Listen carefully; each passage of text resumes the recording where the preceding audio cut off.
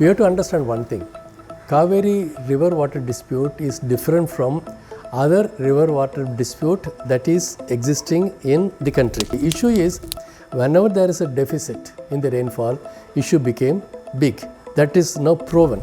They were not really thinking about what is going to happen to the farmers, but they were more thinking about what is going to happen to the people, because there are violent groups in both states, and it was not a good sign at all. Tensions regarding the river Cauvery water dispute have reignited this year between the states of Tamil Nadu and Karnataka. On September 26, Bengaluru city experienced a bandh due to this issue. Moreover, another bandh has been scheduled for September 29th across the state of Karnataka. We engaged in a conversation with Professor Janakarajan, a recognized expert in urban and rural water dynamics as well as water conflicts, who has been deeply involved in the issue for the past 25 years.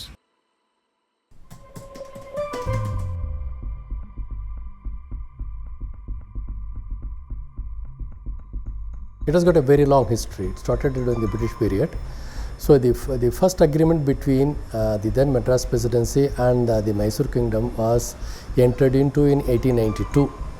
That went on till 1924, and at the insistence of the British government, the first agreement between Madras Presidency and the Mysore Kingdom was renewed. So it went on from 1924 up to 1974. So the agreement that lasted until 1974 was never disturbed, and that really assured water supply to Tamil Nadu, and nothing happened. But subsequently, when there was a move to really renew the agreement, Karnataka government objected, and they never agreed. So that was the stumbling block. After that, the dispute really started escalating. So it was around that time Karnataka also started building dams in the upstream, like a Hemavati, Kabini, and so on. Those dams were constructed, and so they started holding water. They also started expanding their irrigation potential under the Cauvery basin. I am not saying it's bad. It's natural that one would like to make use of the water for better irrigation, to give better irrigation facility to farmers. Now that was when the Tamil Nadu farmers have started facing the problems. 1982-83 were a severe drought year, and 1985, 86, 87 was again a drought year, and again end of 90 between 88, 89 also we experienced a little bit of drought conditions in Tamil Nadu. It really became a big issue, and it started becoming a hot political issue only then. Until then it was not a big political issue. So the person who was ruling the Tamil Nadu state at that time was Dr. Janakarajan. At that time at the center, VP Singh was the Prime Minister. So, and they were actually political allies. So it was around that time Karnataka requested VP Singh to constitute a tribunal for finding a lasting solution. This was 1990. So a tribunal was constituted, and 1991 the interim award was delivered. As per the interim award, Tamil Nadu was supposed to get 205 teams feet of water as an interim award, not the final one. So everybody was very good and very happy. Okay, at least this much water is assured for Tamil Nadu and so on. But it became a hot political issue in Karnataka. In Karnataka, they said nothing doing. We will not let you water until our reservoirs are full. We can't give you even a drop of water. And the politicians were really hot in making these statements. It became, people really got agitated, and it really became sort of a tense situation in Karnataka, more so in Bangalore. And it was in that year, 1991, a tragedy occurred, a real tragic incident, which was actually to hit the Tamil population. The Tamil population living in Karnataka were very badly hit, and more so in Bangalore. And in fact, Tamil population had to migrate, leave behind their property, and so on, had to really rush back to Tamil Nadu.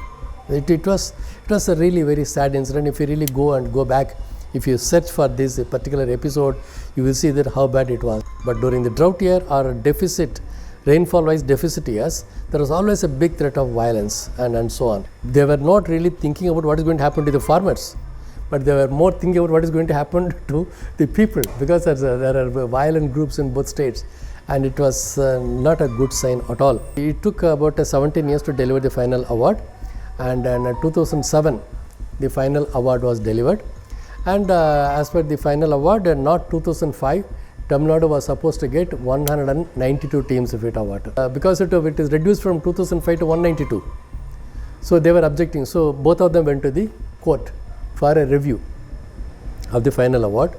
And so also Kerala government, so also Pondicherry government, and so also Karnataka government. All the contending states, riparian states, went to the Supreme Court for a review.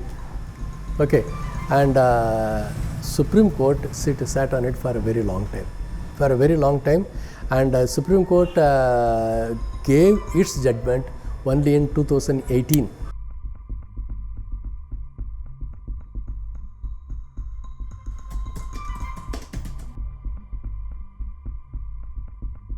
As for the 2018 judgment, Tamil Nadu was supposed to get not 192, little bit less, something like 174 or 175, 177 teams of it.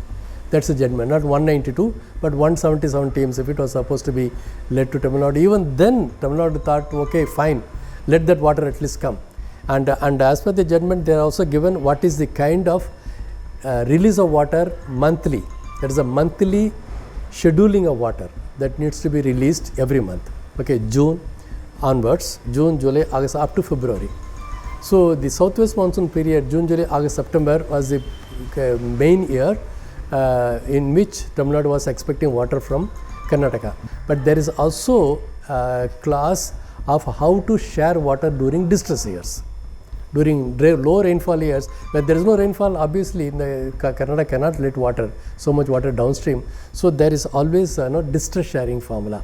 That distress sharing formula is actually what is called the proportionate sharing of the water. As per the quantum of water that is less, you proportionately distribute water. And so the Cauvery Management Board has been constituted. They are supposed to really oversee this. And so during every deficit year, you will see that both states go to the Cauvery Management Board for the water, and that Cauvery Management Board tries its best to help. And in fact, this year they have been saying that Karnataka should release 7,000 cusecs, 5,000 cusecs. Yesterday they announced 3,000 cusecs. These are all going on, but unfortunately these reservoirs are under the control of Karnataka. So Cauvery Management Board cannot go and release water physically. It is not under their control. And since 2018, no big debate, because almost every year was a good year, or rainfall wise reasonably good year. So the dispute never got escalated. But this year, 2023, was a drought year, particularly for Karnataka, upstream state. The rainfall was, southwest monsoon has not given enough rainfall. It became an issue. Okay, so that is the brief history of the Cauvery water dispute.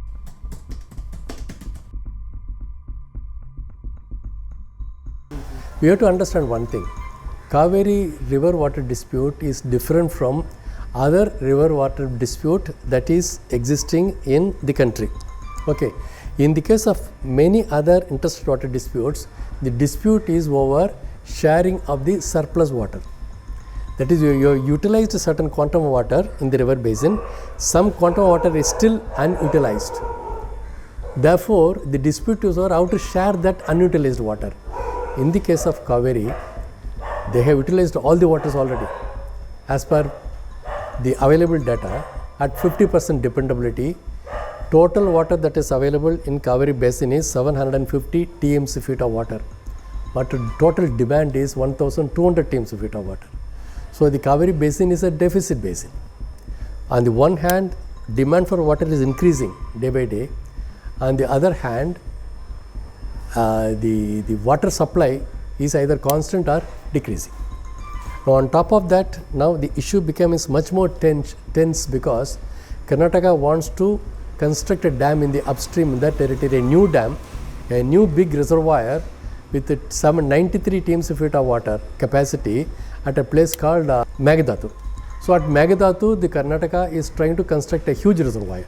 So if that is constructed, There is going to be no downstream water at all, flow water at all in the downstream. So Tamil Nadu is completely objecting, and it is also against the final award, and it is against all rules and regulations, because it is already deficit basin.